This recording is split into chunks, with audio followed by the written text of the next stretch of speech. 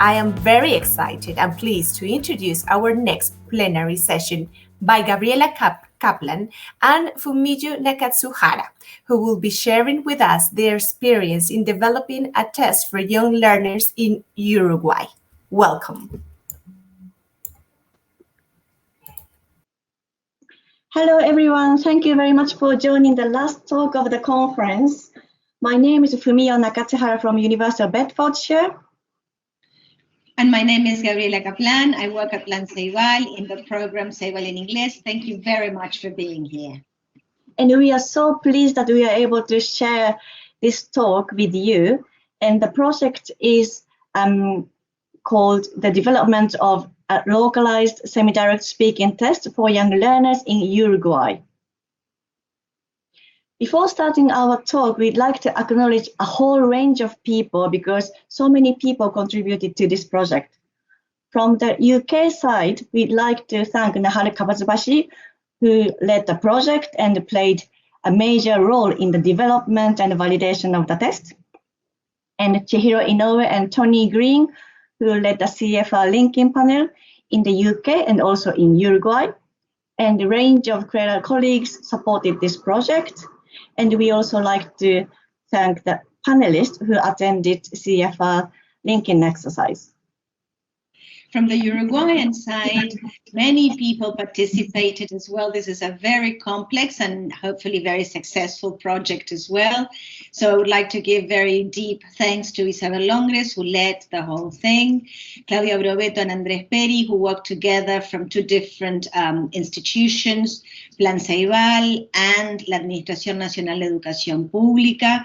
I would also like to thank Murat Tutunku, who worked in the choice and administration of the platform that hosts this test. It's a platform that was chosen between us and CRELA, and it's called OWL. I would also like to thank Alicia Perez, who you're going to briefly meet in one of the videos that we shall share. She's the presenter of the test. I would like to thank the examiners, all our students and teachers who participated, the panelists who worked hard for the CFR linking process, and also the British Council in Uruguay, who supported us throughout the whole endeavor.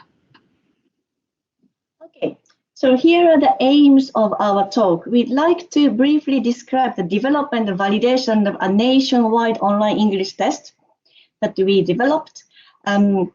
So that was for the students at the end of primary and the beginning of secondary school education in Uruguay.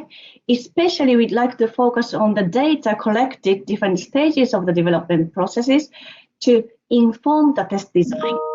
And finally, we'd like to exemplify the model of collaboration between the local and the international teams. So we made use of the best use of the local knowledge, expertise, and resources. Okay, a bit of research background first. So in this collaborative project, we involved many stages. They include review of the local context, teaching materials, and available platforms. We reviewed the literature on speaking assessment for young learners. We drafted test specifications, sample test tasks, rating scales, training guidelines for raters, and we conducted a range of validation studies to inform the test design. And we also did the CFR linking exercise. And the thing we want to highlight here is that this was a collaborative project between Plan Ceibal, CRELA, and the local stakeholders. So at every stage, all of us were involved and all decisions were made all together. This is the socio-cognitive framework for developing and validating speaking tests, and this project drew on this framework. The questions we considered during the development and the validation of the test were as follows. Okay, so for context validity, are the characteristics of test tasks and their administration appropriate? For cognitive validity, are the cognitive processes required to complete the test tasks appropriate? For scoring validity, how far can we depend on test scores? For criterion-related validity, what external evidence is there that test is measuring the construct of interest. And finally, consequential validity, what effects do the test and test scores have on various stakeholders? But in relation to consequential validity, we said lastly, but actually it's not the last component. We now want to show Barry O'Sullivan's test validation model. Here, you can see that context of use and the consequences of the test for range of stakeholders, that is actually placed the most important emphasis. And this validation framework was so relevant to this development project because the context was everything in this study, and we couldn't discuss any of the validation components in isolation of the local context. Okay, so a bit about the local context. It's important to take into consideration the success of the Plan Ceibal, which is the One Laptop Per Child initiative in Uruguay, and how much Plan Ceibal has moved all of Uruguay to utilize technology in many fields, for example, testing students in their speaking skills, reducing the need for human examiners so that we can reach more children with less examiners. Also, this test shows our national concern over a lack of spoken communicative skills among students. And so all of this led us to a decision to develop a new speaking test specifically tailored to local needs. What is it that we asked CRELA that we needed to do? We asked them, we told them that we had to develop a test for kids in 6th grades or first and third year in secondary schools. So we needed a test that would cater for kids between 12 and 15 years old. We needed to design and establish and track achievement levels in speaking performance of the target population at A1 and A2 levels in all educational programs in Uruguay, not just Ceibal en Inglés. We needed to promote speaking practice in the classroom, and we had certain key requirements. The delivery had to be online, and the test had to report at micro levels. So in total, it's 7 levels within pre-A1, A1, and A2, if that were possible. And the whole test couldn't take more than 10 minutes in total. So now I'm going to briefly describe the test tasks and all the scaffolding features. Scaffolding is always necessary in education and also, of course, in testing. So the first thing that needed to be addressed was the structure of the test. This is something that was discussed quite a bit between our team and the CRELA team, and it was finally decided that the test would have 4 parts. Part 1, which is very much like a warm-up part, it lasts 3 minutes, and it's targeted at pre-A1 and A1 level, and the kids have to answer certain questions giving personal information. Part 2 is called Name It. It's also aimed at kids pre-A1 and A1. It also lasts 3 minutes, and the kids are shown different pictures which they have to name. This is the part that will be shown in a short video that we shall show later. Part 3 is about talking about familiar topics, and this is targeted at A1 and A2 levels. This takes 4 minutes, and the kids are invited to talk about their routines, their friends, and past experiences. Part 4 is about comparing 2 pictures, and it's targeted at to capture A2 level in students. And this lasts for 2 minutes and 30 seconds, and the kids have to compare and describe differences. As you can see, each part brings a bit more difficulty to the test. The test characteristics then, The first one is that the level of the tasks are designed to increase across test bars between pre-A1 and reaching A2. The tasks were designed to reflect language functions so that we didn't have to be strained by a certain syllabus in particular. Various tasks were designed and investigated. In fact, we tried, following Krella's suggestion, to use a storytelling task, but in one of the mini trials, it showed that the kids could not perform in this kind of task, so that was changed. And also, we needed to include several scaffolding features during the implementation. The first part is, of course, giving instructions to the young learners once we had the kids sitting in a room with their laptops opened before they would access the OWL platform. We had the invigilator who would read instructions in Spanish to the learners.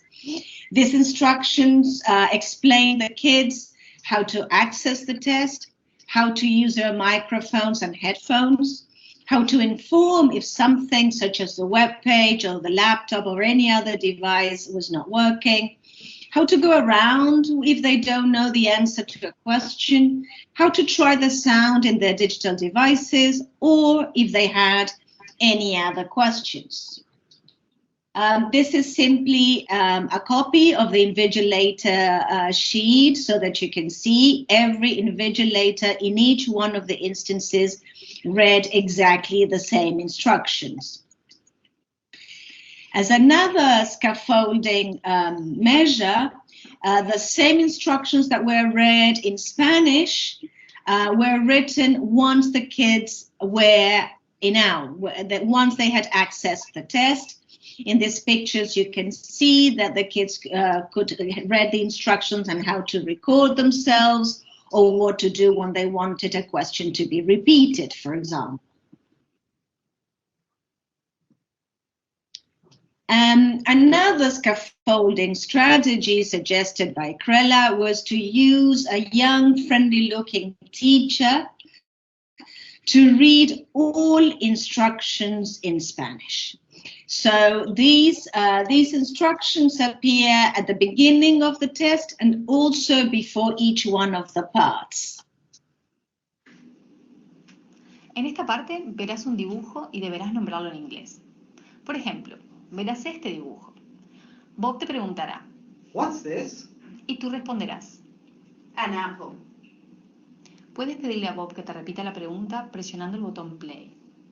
Verás 5 dibujos en total y tendrás 5 segundos para pensar tu respuesta. Cuando escuches el beep, tendrás 10 segundos para responder en inglés. Luego vendrá la siguiente imagen.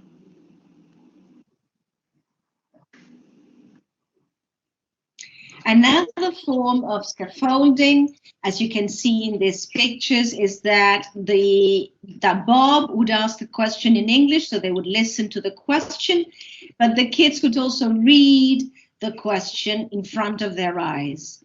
And of course, we used images that would be familiar for the kids, for example, football, which is a very popular sport in Uruguay, or the seasons. Okay. So as part of the test development process, we carried out a range of validation studies. Here, we are showing mini trial with 50 students, trial with 139 students, and a pilot with 469 students. In our talk, we'd like to focus on mini trial and the trial because these two studies informed the design of the test, and the pilot was more for confirmatory purposes. Okay. So for the context and cognitive validity, we gathered student responses to student feedback questionnaire and test administrator feedback questionnaire. And we also gathered test moderators observation data. These were to examine the functionality of the test in technical terms, and also we wanted to check the clarity of instructions for candidates And we wanted to examine the appropriateness of suggested timings, the test tasks for the target candidature, and also the modifications made after the mini trial. Here you can see some results from the student feedback questionnaire. Okay, so 60% of the students found the test was fun, 61% said the sound check was easy, and 95% of the students said the instructions were clear, and students tended to like part 1 and part 2, which were easier part of the test. And as we designed, students found part 1 the easiest and the part 4 the most difficult. And in general, 54% of the students thought that the test was okay in terms of difficulty, not too easy or not too difficult. And on the left hand of the screen, you see some encouraging comments from students. Entertaining, liked it a lot. Some parts were difficult, but I had fun. And as Gabriela mentioned earlier, one of the major changes we made after the mini trial was that we replaced the part 3 storytelling narrative task with pictures with a narrative news telling task with prompts. These picture tasks, as exemplified here, are actually recommended in the young learner literature, so we thought that this is a really great task. But actually, after the mini trial, we found that this task was cognitively really demanding for the target learners, so they couldn't really understand the cartoons and they couldn't come up with the words that they needed, which they needed to use to describe these pictures. So we went back to the school curriculum and we decided to have the news telling task. And here we have one example. Tell me about a typical day in your life, and you can talk about what you do in the morning, afternoon, and evening. Okay, and for the scoring validity, we had many challenges and questions. Firstly, we wanted to try out both analytic and holistic rating approaches. And also we wanted to make sure that criteria are in line with the national curriculum, because that is the way to foster desired feedback for classrooms. And most importantly, we were not sure at all whether it is possible to break down CFR level, the lower level of CFR, into 7 micro levels. So we gathered samples of speech to inform the drafting of rating scale. We checked the functionality of the draft rating scale, and also we gathered rater feedback regarding the appropriateness and usability of the draft scale. Okay, so now you are seeing the final rating scale. And as you see, it says version 5. So this was made after many, many revisions. And this is analytic rating scale with 3 categories: task fulfillment, grammar and vocabulary, and delivery. And as you see in each cell, it has numbers, right? Like 1, 2, 3. So for example, student can get score 1 for task fulfillment, score 2 for grammar vocabulary, and score 1 for delivery, etc. Okay.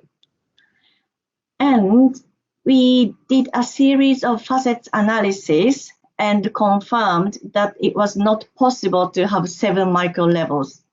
And the best we could do was 5 levels. And then we came up with a conversion table you see at the bottom of the screen. So like the raw score 1, 2, 3 would be considered as pre-A1, 4 to 5, A1 minus, 6, A1, 7 to 8, A1 plus, and 9, A2. Okay. And after the design of the test was more or less confirmed, we carried out the CFR linking study. Here you see a happy face, many happy faces in Uruguay together with my colleague Chihiro. Okay, so we used something called asynchronous twin panel approach in the CFR linking panel exercise. So in the UK, we carried out 1 panel with facilitator, 4 staff members, and 4 experts from UK universities and exam boards, And then one of us flew to Uruguay and conducted exactly the same panel in Uruguay and put the results together to come up with the results.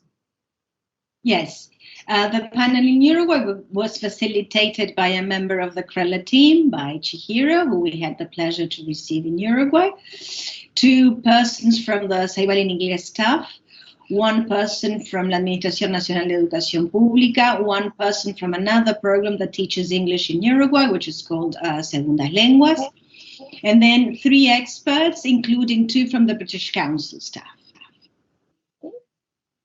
And we followed the recommendations from the Council of Europe manual, so we used CFR linking procedures as usual, but so actually we are not going into details here, but something we really want to draw your attention is that as part of the specification stage, we included one extra step, that is discussion on definitions of learners at pre-A1, A1 minus, A1, A1 plus, and A2. This was really necessary because CFR doesn't have A1 minus or A1 plus levels, so we needed to come up with our own definitions. Naturally, the panelists found it very difficult to identify keywords for those levels, but after many discussions, they came up with a nice keywords to characterize A1 minus and A1 plus, which are distinctive enough from A1 level. And after the benchmarking and standard setting exercise, and we again did facet analysis, and here you see the category probability curves that shows 5 levels are distinctive enough. So that supported 5 levels, 5 micro levels for reporting purposes. Okay, conclusions and implications. To summarize, so this project looked at different components of validity framework. For context validity, we looked at literature and we gathered insights from experienced language testing practitioners in Uruguay, and we had feedback from candidates and test administrators. For cognitive validity, we also consulted literature on young learners, and we had feedback from candidates and test administrators. And for scoring validity, we consulted the CFR and other established standards, and we did multifaceted rational analysis many times to make sure that scores are produced all right. And we had feedback from raters. And for criterion-related validity, we did a full CFR linking exercise in the UK and in Uruguay. And consequential validity, that is something to be considered in the future study, but we had a range of local expertise and experiences in it. So we are hoping that good washback will happen in the classrooms in the future. And finally, we'd like to say that this was really happy collaboration between the local and the international teams, and we share the same goal of developing a good test together, and we offer the complementary expertise, knowledge, and resources. From CRELA side, we offer the experience in speaking assessment research, and also the development and validation of the speaking tests.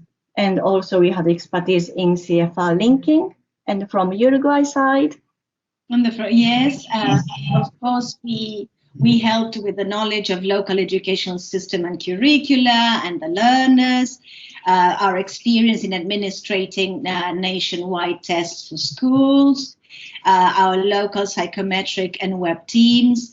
But what I would really like to share with you today is the importance for policymakers, like people who are in my role in any other country, to once one knows the needs for one's country, for one's nation, the most important thing is to reach out and find the best possible expertise in the world. I think we were very lucky because we found the Krella team who accompanied us throughout the whole process, who listened to all our needs and gave us all necessary solutions. So thank you very much, Fumi and all the team.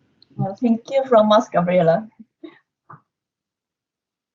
As you know, the validation process is ongoing. At the moment, we hope to have our children back at school by the end of July. Primary schoolers are already back, but secondary children will be back by the end of July. And so we are planning with the language, with the Department of Language Policy of the National Administration of Education, we are planning the second validation stage. For this validation stage, the students have been chosen by the National Agency of Statistics, which is run by the University of the Republic, and they chose the school and the kids in each school.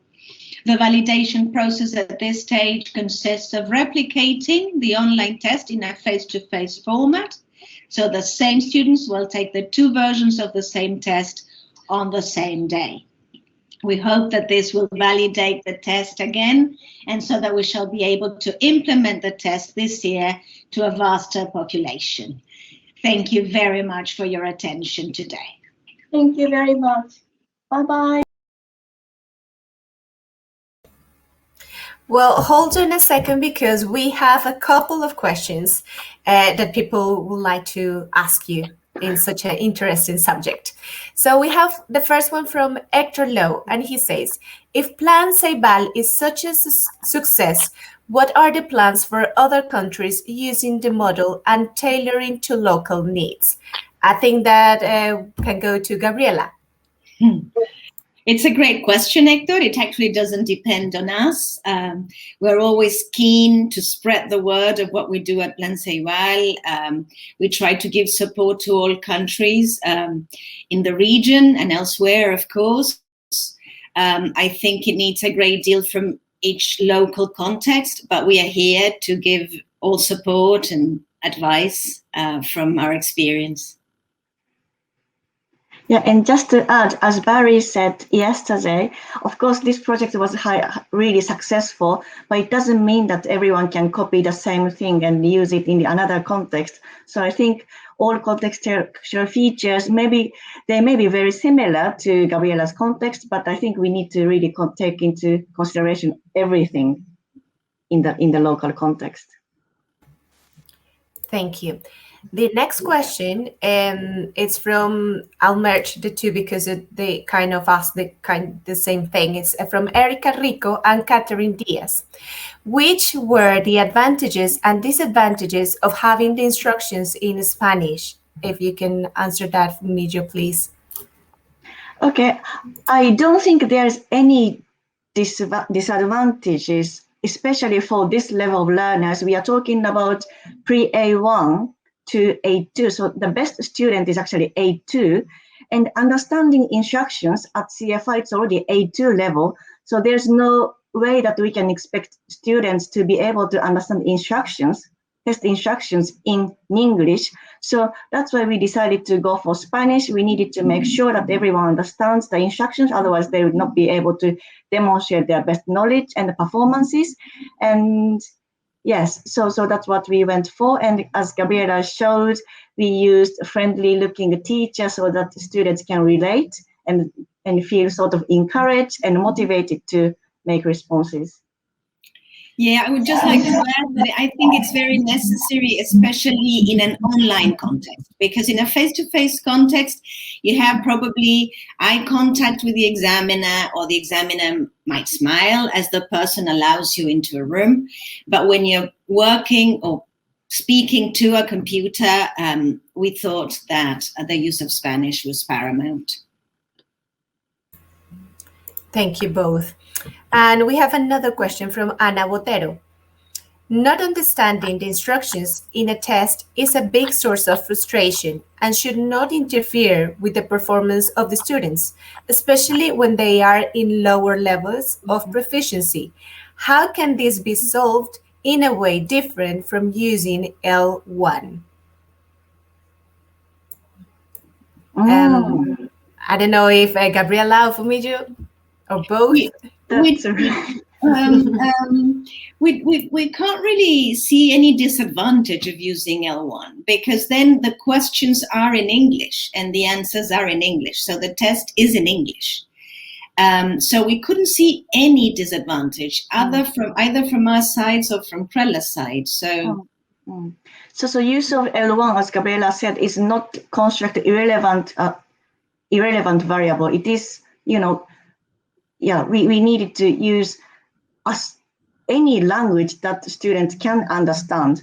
But I understand that question because the same thing will not work for international tests like IELTS. Of course, it's not testing pre-A1 to A2. But if we need to test internationally, of course, we could use Chinese, Spanish, and Italian in some major languages. But other than that, maybe we could develop practice tests so that students can practice and understand the tasks before coming to the test venue. But apart from that, I'm not sure what we would be able to do. I guess to follow up on the question, once we are closer or we're at a better place in terms of validation and we can have different sets of the test, because at the moment we only have one set, but we hope to have different sets. And so once we begin liberating sets so that kids can practice in the classroom, that might help. Still, I don't really see why not use Spanish for the instructions, because I think emotionally it makes a huge difference. Not only, as Fumi was saying, that the low level of proficiency in English, but also how young these test takers are. Great. Thank you. Well, questions keep coming, so I'm just sharing it with you. We've got a kind of question and suggestion from Jamie Dunlea, and it says, would you publish it as a book or research report? Will be a great resource for other people. We have submitted a final report to Plan Cival, so it's up to you, Gabriela. We would like to be, once you have the test, it's something I mentioned at the panel earlier in the morning. Once you have the test, there is a lot of negotiation among all the actors in the public education system. So we would like to have the test far more ingrained in the system before we publish. In that sense, we're a bit like that in Plan Cival. We want to make sure that we want to be certain that what we are doing is really successful before we come out to the world and show. Brilliant. I'm sure a lot of people will be expecting it. Another comment, it's from Edgar Picon Jacome, and then he's asking, how can we contact you? We're starting a study that goes in similar directions, so how can people reach you? You can email us. Will you be able then to share your contact details on the chat? Yeah. Okay, I'm doing it now. Gabriela, maybe you can also type your. But I think I should go to the other stage, and I'm at this stage. Yeah, you can contact me through LinkedIn as well, or I can go to the other stage. Give me a second and write. No, actually, yeah, you can click on comments. So not in a private chat, the other one. Don't worry, if you want, we can do it for you, ladies, as well. So we can share the contact details with the audience. Also, this is a question from me that I just kept reading the chat, and then people were talking about the anxiety and the frustration of not understanding, obviously, the instructions. And then most people sometimes feel that they really need to go into detail explaining those instructions. So how can we make sure, obviously, that they read properly the instructions, and then at the same time is dealing with the frustration of not understanding what is being asked? I think for that point, actually, we made sure that all instructions will be clear enough. As we have shown earlier, like 90% of the students said that the instructions were clear, very clear. So we did a series of mini trials, but actually we actually described only mini trial and trial, but we also had many small size trials so that students really understand what they are asked. And yeah, Gabriela, do you have anything else to say?